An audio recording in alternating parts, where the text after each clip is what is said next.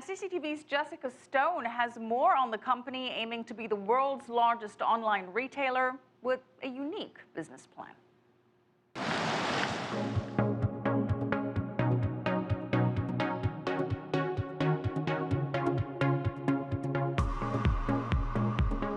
It's a virtual store that sells everything from hardware to toothpaste, sporting goods to clothing, electronics to toys.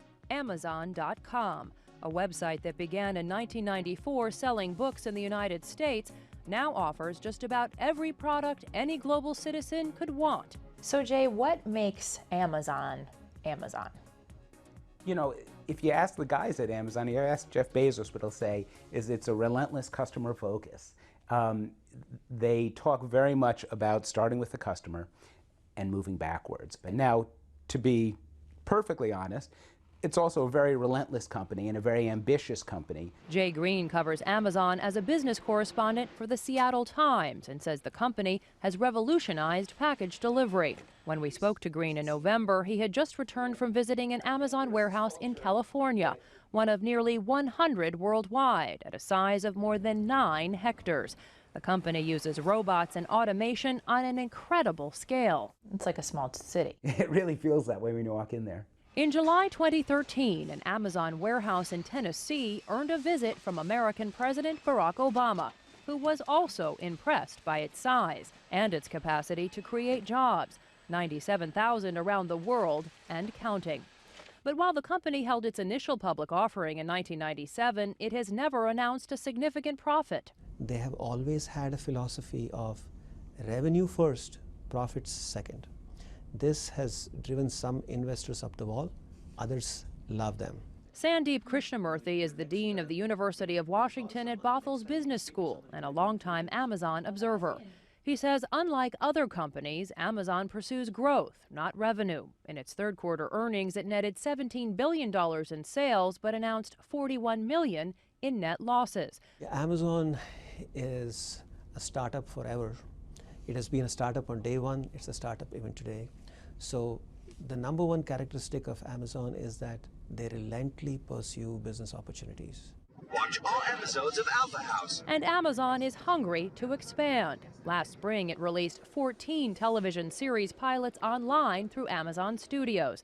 Fresh grocery delivery began in select markets over the summer, and early this year, Amazon Web Services, a cloud computing service, will debut in China, its 10th global region. What Amazon is doing now is investing in the future and selling its investors on the idea that the future payoff is going to be better than the current one. How can they keep that up? Well, the idea is you just keep going into new markets. And, you know, they're losing money and investors are paying more and buying more. That's right, because investors believe that the model will ultimately pay off. Now, I can't sit here and tell you it's going to, but I will say that, you know, Amazon has delivered historically on that idea. Here's Kindle Touch. The story goes that in the mid-1990s, Jeff Bezos reads a report projecting explosive growth in e-commerce, drives from Wall Street to Seattle, and founds Amazon in his garage. So how is Amazon's expansive philosophy faring around the globe? Krishnamurthy says Amazon may not make the sale in countries where customers want to touch and feel the products they're buying, especially in clothing, or in societies where a personal relationship with a shop owner shapes buying practices. So for example, let's take India, right? In India, you really have, you know, millions of small stores. City after city, you have small store, small store, small store, you know, and they are the people who are in the neighborhoods. They have the relationship with the customers. But at $61 billion in sales in 2012, Amazon is expanding and diversifying so rapidly that observers say it might not even matter. And all of those worlds are, in the end, about feeding this whole business model where they can take those revenues and drive down prices and bring more customers into the fold.